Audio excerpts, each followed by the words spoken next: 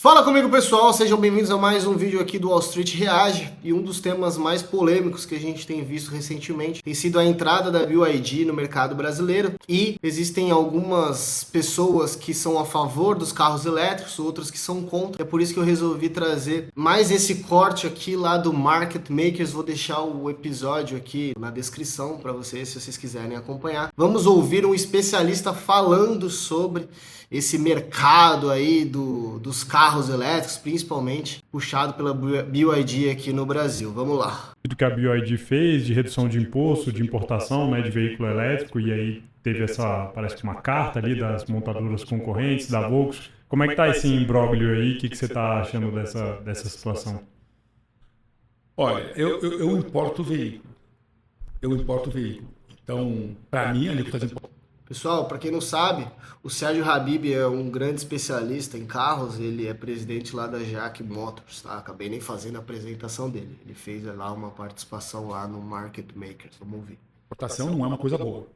Mas eu sou brasileiro e eu entendo o Brasil. O Brasil é um país caro, tem o custo do Brasil para tudo. A gente paga o aço mais caro que os chineses. Imagina. Mais o número de China.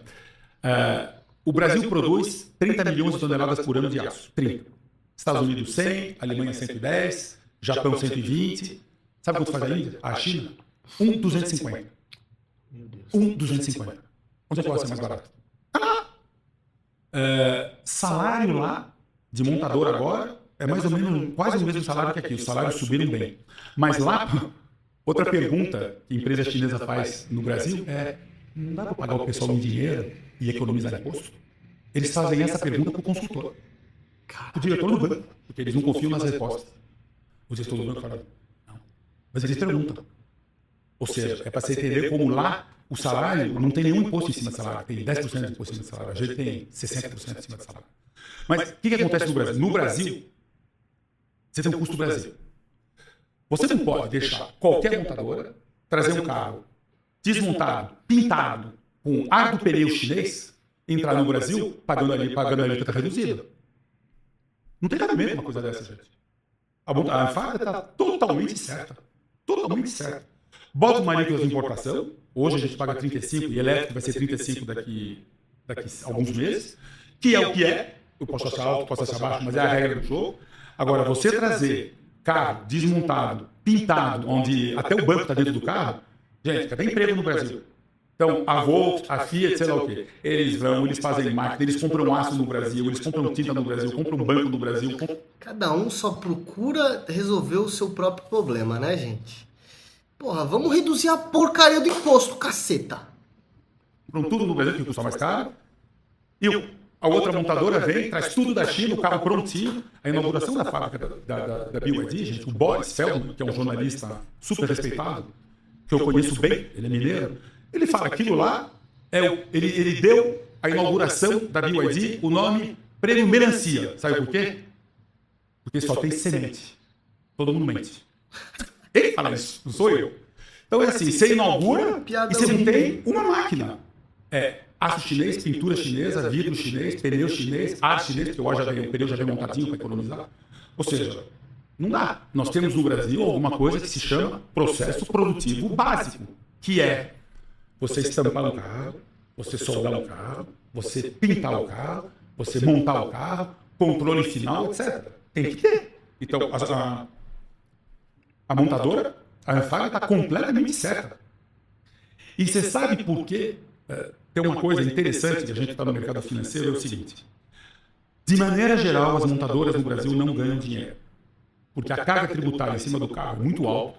E ou você tem um preço competitivo, proibitivo, ou você tem que baixar o preço sem imposto. Eu já falei em outros, então eu vou ser rápido. Pega um carro fabricado no mundo inteiro, Toyota Corolla. O Toyota Corolla é feito no Japão. Preço no Japão, 3 milhões de renminbi, que dá 20 mil dólares. Não tem imposto lá sobre carro, zero. O preço do Brasil, 190 mil reais, tira 37% de carga tributária, 120 mil reais, mais ou menos 20 mil dólares. Então assim, preço do carro no Japão de venda e no Brasil é o mesmo, só que no Japão, aço é mais barato, a autopeça é mais barata, tudo é mais barato, tudo é automatizado, a logística é sensacional. É um país pequenininho, você não gasta 4 mil reais para levar um carro até o Nordeste. Então, lá eles ganham dinheiro e aqui eu suspeito que não ganham. Mesmo Toyota Corolla, feito nos Estados Unidos. Preços Miami, 28 mil dólares. Mesmo carro, né? Mesmo acabamento. XLE, sem CI. 28 mil dólares. Aqui é 20, sem imposto. Eles ganham muito mais. Ele tá falando que no Brasil o carro é mais barato. A parte de custo é mais barata. É isso que ele tá falando. É doideira, né? O quanto os impostos lascam a nossa vida. Mas dinheiro lá. Mesmo carro na Europa, feito na fábrica na Inglaterra. É um hatch em vez de sedã, mas é o mesmo carro. E é igualzinho o carro é exatamente o mesmo. 38 mil euros. Tira o IVA, 32 mil euros. Aqui é 20. Conclusão. A Toyota não ganha dinheiro aqui. Aqui ela não ganha dinheiro. Qual é a única montadora que ganha dinheiro no Brasil? A Fiat. Por que a Fiat ganha dinheiro no Brasil? Porque a Fiat no Brasil, ela faz 500, o ano passado, 520 mil carros, praticamente todos com motor 1.0 e 1.0 Turbo Flex, então eles têm uma economia de escala. Pega a HB20. A HB20 vende 120 mil. A Fiat faz 520 mil. Quem compra o aço mais barato? A Fiat. Quem compra a autopeça mais barata? A Fiat. Quem compra banco mais barato? A Fiat. Quem amortiza motor fazendo 500 de um motor 1.0 por ano? A Fiat. Conclusão. A HB20 faz igual, a HB20 não ganha dinheiro, a Fiat ganha dinheiro. Uma fábrica só. Eles têm Goiânia, mas eles não fazem esses carros em Goiânia, lá no Nordeste. Aí, quero vender mais caro. Não vai vender. Você tem que vender o preço da Fiat. Ou vai um pouquinho mais caro, senão você não vende. Então, é assim. O que a Fiat fala, e ela tem razão, é o seguinte: BYD, você quer fazer? Vem aqui no Brasil. Vem aqui no Brasil, desenvolve um motor 1.0, porque senão você não vai ter share. Compra o aço aqui no Brasil, estampa, molda, etc, no Brasil. Paga os seus impostos no Brasil, compra as autopeças mais caras no Brasil. E aí vamos ver como é que você briga comigo. E eu já te digo, não vou brigar bem. Sabe qual é o outro país que é exatamente igual ao Brasil? A Índia. Na Índia, 4 milhões e meio de carro por ano. O imposto, porque tudo isso é por causa do imposto do carro. 4 milhões e meio de carros por ano na Índia. Também 1,4 bi de pessoas. Por lá, que era 6% e os outros pagam 12%. Agora é zero. Os outros pagam 12%. Ou você tem motor 1.0, ou você paga 12 pontos a mais de imposto sobre todo o seu faturamento. Você tem que ter motor 1.0. Aí você pega a Índia. Lá na... Vocês entenderam por que existe carro 1.0 no Brasil? Por causa do imposto. Índia, eles têm uma lei que carro abaixo de 4 metros paga menos imposto. E carro acima de 4 metros paga mais imposto. 20% a mais. Então, você tem um monte de carro na Índia com 3,80 m, 3,90 m, 3,95 m, 3,99 m, SUVzinho pequenininho, sedanzinho pequenininho, hatch pequenininho, mas até 4 metros. A Suzuki Maruti, em bolsa, vende 2 milhões de carros, ela vale a Ford. A Suzuki Maruti vale 40 bi de dólar, que é o que vale a Ford. É o que vale a GM. É o que vale hoje a BMW, 45. É o que vale a Volkswagen. Ela vale mais que a Stellantis. A Stellantis tem 5 milhões e 600 mil carros no ano passado, ela vale 30. A Suzuki Maruti vale 40. Por quê? Porque quando você olha o share da Suzuki Maruti na China... Baita aula que ele está dando de como que a indústria funciona e como as empresas, na bolsa de valores, apesar de produções diferentes, conseguem ter valores de mercado diferentes, apesar de produções diferentes, que eu digo assim, ó, apesar de uma empresa ela ter uma produção maior, às vezes ela vale menos, por conta desse mecanismo que ele está trazendo. Na Índia, eles... Imposto. Ó, o Brasil, se a gente olhar um carro 1.0, não é tão comum nos Estados Unidos ter um carro 1.0, não. E aqui no Brasil é bastante comum. E aí ele deixou claro o porquê, né? O carro 1.0 tem menos imposto. Seguram 40% de share faz 30 anos. Por quê? Porque quando chega uma montadora nova lá, ela olha o mercado, às vezes ela é prepotente. A Renault tentou fazer um Logan, falou, meu carro, 4,20 metros, vai vender. Foi uma calamidade, fecharam a fábrica e acabou. Estou fazendo uma história longa, curta. Isso foi na década entre 2008, 2009 e 2010. O que acontece na China? Eu me chamo Hyundai. Eu quero entrar no mercado indiano. Primeira coisa, eu tenho que ter um carro mais de 4 metros. Porque senão, eu estou fora de metade do mercado, que é o Brasil.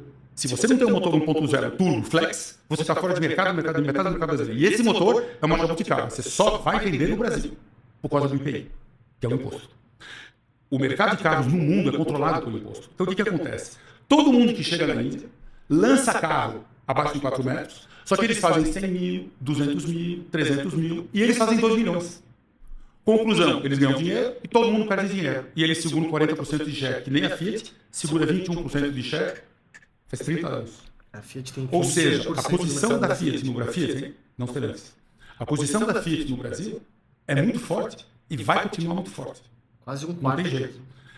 Tem uma outra razão, se a gente tem tempo, que é RH. O que acontece? Todas as empresas têm dificuldade de contratar executivos estrelas. O star, aquele cara lá que muda a vida da empresa. E quando você é diretor de RH de qualquer empresa, pode ser uma empresa pequena, média, grande ou gigantesca, você tem um problema. Eu preciso achar talentos para pôr para trabalhar. Que nem tem gente. Aí o que acontece? Quando você se chama Toyota, você vende 10 milhões e meio de carro no mundo, 10.800. Você vende 2 milhões e 700 nos Estados Unidos.